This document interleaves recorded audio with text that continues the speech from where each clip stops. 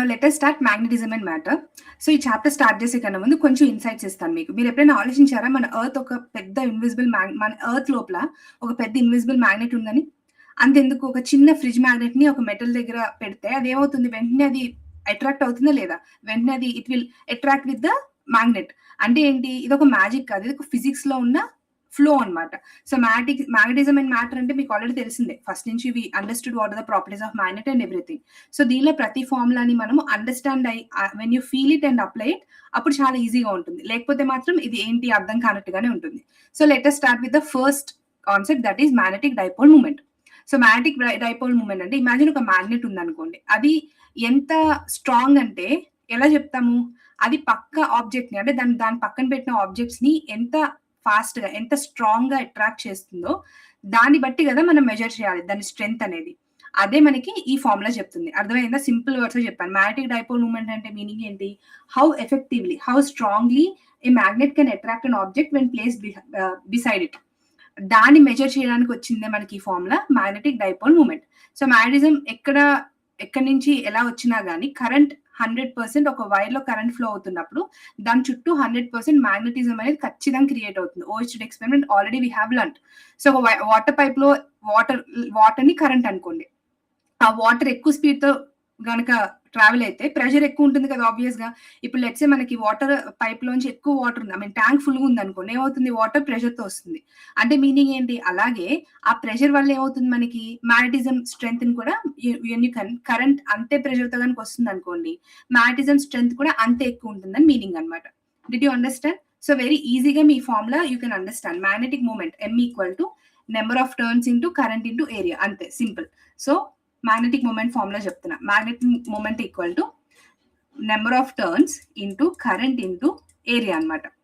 Magnetic moment అంటే ఏంటి, always చెప్పాను నేను, అంటే దాని పవర్, దాని ఎంత స్ట్రాంగ్ గా ఉంది that it can attract the other objects nearby, or దాని వాల్యూ కరెంట్ పైన కూడా డిపెండ్ అవుతుంది. కరెంట్ ఎక్కువ స్పీడ్ తో కనుక వెళ్ళింది అనుకోండి, దాన్ని బట్టి స్ట్రెంత్ కూడా ఎక్కువే ఉంటుంది. అందుకే కరెంట్ కూడా ఉంది ఈ ఫార్ములాలో మనకి. సో నెంబర్ ఆఫ్ టర్న్స్ అంటే ఆబ్వియస్ గా కాయిల్ లో మనం టర్న్ చేస్తాం కదా, లైక్ ఇన్సులేట్ చేస్తాం కదా, అది. సో దీని వాల్యూ ఏంటి, ఇక్కడ యూనిటీ అనమాట. ఇక్కడ ఎక్కువ టర్న్స్ ఉన్నాయి అనుకోండి, ఆబ్వియస్ గా ఎక్కువ పవర్ అనేది క్రియేట్ అవుతుంది మనకి. కరెంట్ ఇందాక చెప్పాను, వైర్ లో ఫ్లో అయ్యే చార్జెస్, కరెంట్ ఆబ్వియస్ గా ఎక్కువ ఉంది అనుకోండి, మ్యాగ్నెటిజం ఎక్కువ ఉంటుంది. ఏరియా, ఆ లూప్ లో ఎంత పెద్దగా ఉంది అంటే, పెద్ద లూప్ ఉంది అనుకోండి, ఆబ్వియస్ గా ఏరియా ఎక్కువ ఉంది కాబట్టి స్కోప్ ఈజ్ మోర్, ఎక్కువ మ్యాగ్నెటిక్ ఫీల్డ్ ఉంది. తక్కువ ఉంటే తక్కువ area. So everything is directly proportional. ఇక్కడ గుర్తుపెట్టుకోండి, M is directly proportional to N, directly proportional to I, and directly proportional to A also. Example అడిగితే magnetic moment depends on directly, అంటే increase అయితే increase, decrease అయితే decrease. ఇక logic ఏంటంటే NIA, magnetic strength obvious గా direct relation కాబట్టి exam లో మీకు ఈజీగా ఏ కన్ఫ్యూజన్ లేకుండా ఫార్ములా అప్లై చేయొచ్చు. అండ్ ఆల్సో మీకు క్వశ్చన్స్ లో డైరెక్ట్ గా కరెంట్ అండ్ రేడియస్ ఇన్పుట్స్ ఇచ్చేస్తారు, ఏరియా ఇన్పుట్ మాత్రం ఇవ్వడు, గుర్తుపెట్టుకోండి. కానీ ఏరియా ఆల్వేస్ ఫార్ములా ఏం చెప్పండి, ఆబ్వియస్ గా వైర్ అంటే నాకు సర్కిల్ షేప్ లోనే దాని ఓపెనింగ్ అనేది ఉంటుంది. సో అందుకని area formula is always circle formula πr². Unless and until other things are given, area ఇప్పుడు కూడా πr² తీసుకోండి, M వాల్యూ వచ్చేస్తుంది అంతే. కానీ ఏరియా వాల్యూ మాత్రం క్వశ్చన్ ఇవ్వడు, ఏరియా కోసం వెతకండి. They'll give you only current and radius, దాని నుంచి ఫైండ్ చేయాలి మీరు, ఏరియా రేడియస్ త్రూ ఫైండ్ చేయాలి πr² లో సబ్స్టిట్యూట్ చేసి. Is it clear? Next important concept ఏంటంటే టార్క్ అనమాట. ఫైన్, ఈ డెఫినేషన్ మీకు అర్థం కావాలంటే, ఒక మ్యాగ్నెట్ ని మ్యాగ్నెటిక్ ఫీల్డ్ లో పెట్టామని, ఒక మ్యాగ్నెట్ ని తీసుకొని ఒక మ్యాగ్నెటిక్ ఫీల్డ్ లో కనుక మనం ప్లేస్ చేసాం, అది స్ట్రైట్ గా ఉండదు ఆబ్వియస్ గా, because of the force experience. అదేమవుతుంది, ఖచ్చితంగా రొటేట్ అవుతుంది, అవునా కదా, బికాస్ ఫోర్స్ దాని మీద ఎక్స్పీరియన్స్ అవుతుంది కాబట్టి రొటేట్ అవుతుంది. ఇప్పుడు ఈ టార్క్ ఆ రొటేట్ అయ్యి దాని వల్ల అది రొటేట్ అవుతుంది కాబట్టి దాన్ని మనం టార్క్ అంటున్నాం అనమాట. అర్థమైందా? ఫోర్స్ పర్పెండిక్యులర్ అప్లై చేస్తే అది ఫాస్ట్ గా ఉంటుంది. అదే మ్యాగ్నెటిక్ ఫీల్డ్ లో కూడా మ్యాగ్నెట్ లో ఎలా అయితే మనకి టార్క్ ఉంటుందో దాని value depends on sine theta, cross product మీద డిపెండ్ అవుతుంది అనమాట. So second formula is about torque. చెప్పింది అర్థమైందా? ఒక మ్యాగ్నెట్ తీసుకెళ్లి మ్యాగ్నెటిక్ ఫీల్డ్ లో కనుక పెట్టామనుకోండి, there the force experience and the rotation happening is because of the torque, that is nothing but force అనమాట. Torque equal to MB sine theta, simple. అర్థమైందా? Torque is turning force, మనం పెట్టినప్పుడు దాని వల్ల rotate అవుతుంది కదా, టర్నింగ్ ఫోర్స్ టార్క్ అంటాం. M is obvious గా మ్యాగ్నెటిక్ స్ట్రెంత్ ని M అంటాం. And B is nothing but magnetic field. మనకి మ్యాగ్నెటిక్ ఫీల్డ్ ఎంత స్ట్రెంత్ ఉంటుందో దాన్ని బట్టి మ్యాగ్నెటిక్ ఫీల్డ్ అనేది రిజల్ట్ ఉంటుంది. అండ్ ఆల్సో మ్యాగ్నెటిక్ ఫీల్డ్ కి మనకి ఆబ్వియస్‌గా పర్పెండిక్యులర్‌గా ఉన్నప్పుడు ఏమవుతుంది? ఫోర్స్ మనకి ఎప్పుడు కూడా మాక్సిమం ఉంటుంది. ఫుల్ ఫోర్స్ ఉంటుంది. బికాజ్ సైన్ 91 కదా! సైన్ 0, 0. 90 పర్పెండిక్యులర్ ఉన్నప్పుడు మాత్రమే we have full force. Full rotation అనేది పాసిబుల్ అవుతుందన్నమాట. నౌ ఇక్కడ మనకి క్వెషన్‌లో ఏంటంటే మాక్సిమం టర్నింగ్ ఫోర్స్ θ = 90 డిగ్రీస్. అదే మినిమం ఐ మీన్ టార్క్ 0 అవ్వాలంటే ప్యారలల్‌గా ఉండాలి. పర్పెండిక్యులర్‌గా ఉంటే 90 కాబట్టి 1. కానీ అది మినిమం అవ్వాలనుకోండి 0 అవ్వాలి యాంగిల్. అంటే ఏంటి? ప్యారలల్‌గా ఉండాలి. ఇవన్నీ మీకు బేసిక్ తెలిసిన పాయింట్సే కాబట్టి ఫార్ములా నుంచి అన్నా అర్థం చేసుకొని రాయొచ్చు మీరు. ఇవి ఎక్కడ మీకు క్వెషన్స్ ఎలా ఫార్మ్ అయితాయంటే వీటిపైన ఈక్విలిబ్రియం ప్రాబ్లమ్స్ చాలా ఇంపార్టెంట్ ఇది. స్టెబుల్ అన్న వర్డ్ యూజ్ చేస్తారు. స్టెబుల్ ఈక్విలిబ్రియం ప్రాబ్లమ్స్‌లో నేను మీకు ఒక హింట్ ఇస్తున్నాను. మీరు చేసేటప్పుడు కనిపిస్తాయి కూడా. ఈక్విలిబ్రియం ప్రాబ్లమ్స్‌లో స్టెబుల్ అన్న వర్డ్ యూజ్ చేస్తారు. అర్థమైందా? స్టెబుల్ అంటే θ = 0 తీసుకోండి. అదే అన్‌స్టేబుల్ అన్న వర్డ్ యూజ్ చేశారనుకోండి θ = 180 తీసుకోండి. Very very important. ఇక్కడ కన్‌ఫ్యూజ్ అయ్యారంటే మొత్తం ఆన్సర్ అంతా పోతుంది మీకు. Is it clear? Next gas law. Already మనం డిస్కస్ చేసాం ఇంతకు ముందు కూడా. ఎలక్ట్రోస్టాటిక్స్ లో ఒక చిన్న చార్జ్ ఏదైనా సింగిల్ చార్జ్ తీసుకోండి. దాని చుట్టూ మనకి మ్యాగ్నెటిజం లో నార్త్ పోల్ యాక్చువల్లీ మీరు ఏంటంటే దీని వల్ల ఎఫెక్ట్ అయ్యే మ్యాగ్నెటిక్ ఫీల్డ్ స్ట్రెంత్ చూస్తున్నాం అనమాట మనం. క్లియర్ గా ఎక్స్ప్లెయిన్ చేస్తున్నా, వినండి సీరియస్ గా. ఎలక్ట్రోస్టాటిక్స్ కి దీనికి డిఫరెన్స్ ఏంటంటే ఎలక్ట్రోస్టాటిక్స్ లో మనం సింగిల్ చార్జ్ కూడా ఎగ్జిస్టెన్స్ లో మనం పెట్టి మనం సాల్వ్ చేయొచ్చు. వేరాస్ మ్యాగ్నెటిజం లో అది పాసిబుల్ కాదు. ఎందుకంటే ఎంత చిన్న మ్యాగ్నెట్ నన్నా మీరు కట్ చేసుకుంటూ వెళ్ళండి, మళ్ళీ అది నార్త్ సౌత్ అనేది ఆటోమేటిక్ గా వచ్చేస్తాయి మనకి. Because magnet always exist in dipole. Single pole లో ఎప్పుడు కూడా ఎగ్జిస్ట్ ఉండకూడదు కూడా. It is against the universe అనమాట. కాబట్టి always magnet exist in dipoles కాబట్టి అది వెంటనే నార్త్ సౌత్ అవుతూనే ఉంటుంది అనమాట. అండ్ ఆల్సో మ్యాగ్నెట్ లో లోపలికి ఐ మీన్ బయటకి వచ్చేది నార్త్ అండ్ లోపలికి సౌత్ టు నార్త్. అంటే బయటకి north to south. If you take the magnet like this, ఇలా బయటకి వెళ్తుంది, మళ్ళీ లోపలికి వస్తుంది. నార్త్ సౌత్ పోల్ తెలిసిందే కదా.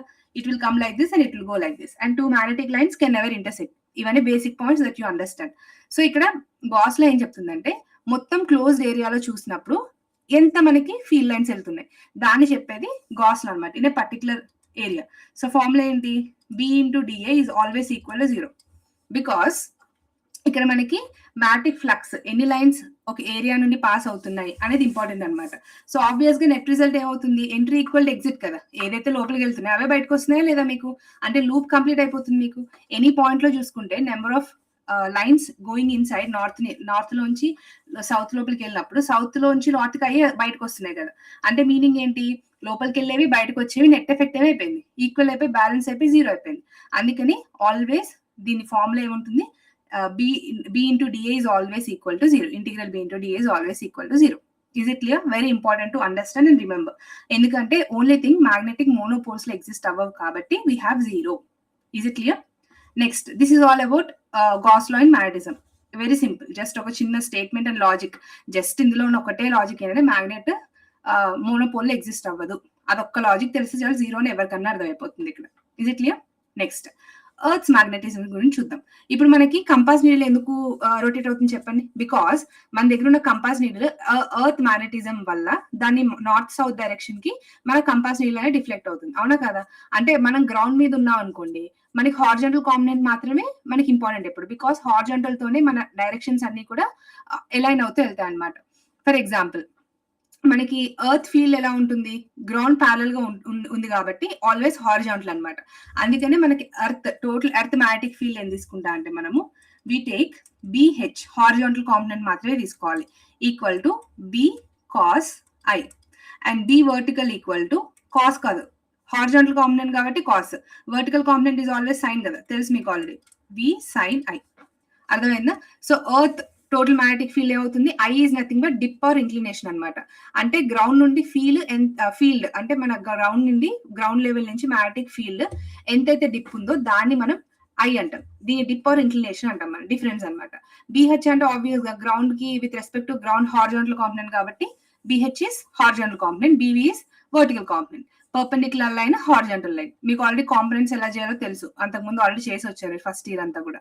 సో టాన్ ఇప్పుడు మనకి ఎగ్జామ్ లో ఏం చేస్తాడంటే కొన్నిసార్లు మీకు BH in terms of like this ఇస్తాడు. అంటే టాన్ ఈక్వల్ టు ఫార్ములా ఏంటంటే we need to apply B అంటే vertical component by horizontal component అంతే. దిస్ ఈస్ ద ఫార్ములా అనమాట. సో గ్రౌండ్ మీద ఉన్నప్పుడు compass needle only horizontal component గా respond అవుతుంది. ఇది మాత్రం గుర్తుపెట్టుకోండి. గ్రౌండ్ మీద ఉన్నప్పుడు ఆబ్వియస్ గా విత్ రెస్పెక్ట్ టు గ్రౌండ్ ఏదైతే కాంపోనెంట్ ఉంటుందో అది మాత్రమే రెస్పాండ్ అవుతుంది. వర్టికల్ కాంపోనెంట్ రెస్పాండ్ అవ్వదు. This is one more formula that you have to remember. And magnetic equator అంటే ఎప్పుడు గుర్తుపెట్టుకోండి, ఈక్వేటర్ దగ్గర బిహెచ్ అంటే ఈక్వేటర్ దగ్గర ఆబ్వియస్ గా ఈక్వేటర్ దగ్గర ఆబ్వియస్ గా నాకు హారిజాంటల్ కాంపోనెంట్ ఏమవుతుంది చెప్పండి, మాక్సిమం ఉంటుంది. అంటే I ఈక్వల్ టు 0 అవుతుంది, which means I equal to 0 అంటే మీనింగ్ ఏంటి, హారిజాంటల్ కాంపోనెంట్ మాక్సిమం ఉంటుంది. అదే పోల్స్ దగ్గర, ఇది ఈక్వేటర్ దగ్గర స్టోరీ. అదే పోల్స్ ఉన్నాయనుకోండి, పోల్స్ దగ్గర I ఈక్వల్ టు 90 ఉంటుంది, పర్పెండిక్యులర్ ఉంటుంది కదా. సో అందుకని మనకి BH ఏమవుతుంది ఇక్కడ, ఆబ్వియస్ గా 0 అవుతుంది, 90 కదా, 0. Is it clear? సో ఈ లొకేషన్ బేస్డ్ క్వశ్చన్స్ ఖచ్చితంగా ఎగ్జామ్ లో అడుగుతారు కాబట్టి ఈక్వేటర్ దగ్గర చెప్పిన లాజిక్ ని అండ్ పోల్స్ దగ్గర లాజిక్ చెప్పిన దాన్ని మాత్రం జస్ట్ గో త్రూ అవని, మోర్ దాన్ ఎనఫ్. ఇంతకు మించి ఎక్కువ థియరీ నేర్చుకోవాలో పాయింట్ లేదు మీకు. Is it clear? Done. Next point ఏంటంటే మ్యాగ్నెటిక్ ప్రాపర్టీస్ అనమాట. ఇక్కడ మనకి ఇంటెన్సిటీ ఆఫ్ మ్యాగ్నెటైజేషన్ అనేది ఒక పాయింట్ ఉంటుంది, చాలా important. Susceptibility and also external magnetic force, వీటి రిలేటెడ్ గా మనకు ఒక ఫార్ములా క్రియేట్ అయింది. ఫస్ట్ ఆఫ్ ఆల్ లాజిక్ చెప్తా వినండి. ఇక్కడ మనకి ఏమవుతుందంటే ఒక ఐరన్ పీస్ ని మ్యాగ్నెట్ దగ్గర పెట్టాం అనుకోండి, ఆబ్వియస్ గా ఏమవుతుంది అక్కడ, అట్రాక్ట్ అవుతుందా లేదా? వెరాజ్ ఒక ప్లాస్టిక్ పీస్ పెట్టండి, ఏమవుతుంది అక్కడ, అట్రాక్ట్ అవ్వదు. బికాస్ దానిలో మ్యాటర్ లో మ్యాగ్నెటిజం ప్రాపర్టీస్ లేవు కాబట్టి ఎలా అట్రాక్ట్ అవుతుంది? దాన్ని మనము మెటీరియల్ ఏదైతే మ్యాగ్నెటిజం తో అట్రాక్ట్ అవుతుందో దాన్ని మనం ఇంటెన్సిటీ ఆఫ్ మ్యాగ్నెటైజేషన్ అంటున్నాం. అంటే ఆ మెటీరియల్ లో మ్యాగ్నెటిజం ఎంత డీప్ గా మనకి అట్రాక్ట్ అయ్యే ప్రాపర్టీస్ ఉన్నాయి, how much it contains, that is nothing but intensity of magnetization. అదైందా? సో ఇప్పుడు మనకి I formula equal to I is nothing but magnetism density అనమాట. I is equal to formula magnetic density అంటే meaning ఏంటి, magnetism density అంటే per unit volume కి ఎంత magnetic strength అది ఇవ్వగలుగుతుంది, దాన్ని ఏమంటాం మనం, మ్యాగ్నెటిజం డెన్సిటీ అంటాం. ఈక్వల్ టు M/V అంటే M ఈజ్ నథింగ్ బట్ మన మ్యాగ్నెటిజం అండ్ ఆల్సో V అంటే మీనింగ్ ఏంటి, దాని వాల్యూమ్ అనమాట. చెప్పాను కదా యూనిట్ వాల్యూమ్ మ్యాగ్నెటిక్ స్ట్రెంత్ ఏంటి అనేది. అండ్ ఆల్సో మనకి there is a factor called susceptibility అనమాట. దీని వల్ల రెస్పాన్స్ స్కోర్ అని కూడా అనొచ్చు. అంటే మీనింగ్ ఏంటంటే మెటీరియల్ ఎంత ఈజీగా మ్యాగ్నెట్ లాగా దాన్ని కన్వర్ట్ అయిపోతుంది. If you can see iron కి ససెప్టిబిలిటీ ఎక్కువ, వేరాజ్ వుడ్ కి 0. ఎందుకు, వుడ్ లో అసలు ఉండదు కదా, మ్యాగ్నెటిజం రెస్పాండ్ అయ్యే ప్రాపర్టీనే ఉండదు దాంట్లో. అప్పుడు ససెప్టిబిలిటీ ఉందని ఎలా చెప్తాం మనం, ప్లాస్టిక్ కి 0, వుడ్ కి 0, వేరాజ్ ఐరన్ కి మాత్రం ససెప్టిబిలిటీ ఉంటుంది. అంటే మీనింగ్ ఏంటి, ఇది అనేది మెటీరియల్ టు మెటీరియల్ మారిపోతుంది. Because the characteristics depends on the type of metal and the strength of the magnetic properties it involves. So అందుకే దాన్ని ఏమంటాం మనం, ససెప్టిబిలిటీ అంటాం. So susceptibility is equal to I/H అన్నమాట. I ఇందాక ఆల్రెడీ పాయింట్ ఫైండ్ చేసాం కదా, H is nothing but external magnetic field, magnetic force. అంటే మనం బయట నుంచి ఎంత ప్రెషర్ ఇస్తున్నాం అది H. వెరాజ్ I is nothing but magnetism density. పైన ఆల్రెడీ ఫార్ములా ఫైండ్ చేసాం మ్యాగ్నెటిజం డెన్సిటీ, అది తీసుకొచ్చి ఇందులో సబ్స్టిట్యూట్ చేస్తే మీకు ససెప్టిబిలిటీ వాల్యూ వస్తుంది అనమాట. Is it clear? ఇక్కడ ఎగ్జామ్ లో మోస్ట్లీ మీరు ఎక్కడ కన్ఫ్యూజ్ అవుతారంటే డిప్ అండ్ డెక్లినేషన్ రెండింటికి కన్ఫ్యూజ్ అవుతారు. కన్ఫ్యూజ్ అవ్వకండి, మళ్ళీ రిపీట్ చేస్తున్నాను. ఎగ్జామ్ లో మీరు మిస్టేక్స్, క్వశ్చన్స్ లో మేము చూసే మిస్టేక్స్ మీకు చెప్తున్నాను కాబట్టి కొంచెం కేర్ఫుల్ గా వినండి. డెక్లినేషన్ అంటే మీనింగ్ ఏంటి, డిక్లైనేషన్ అంటే ట్రూ నార్త్ కి మ్యాగ్నెటిక్ నార్త్ కి డిఫరెన్స్ అనమాట. అర్థమైందా? మ్యాప్స్ లో యూజ్ చేస్తారు ఇది.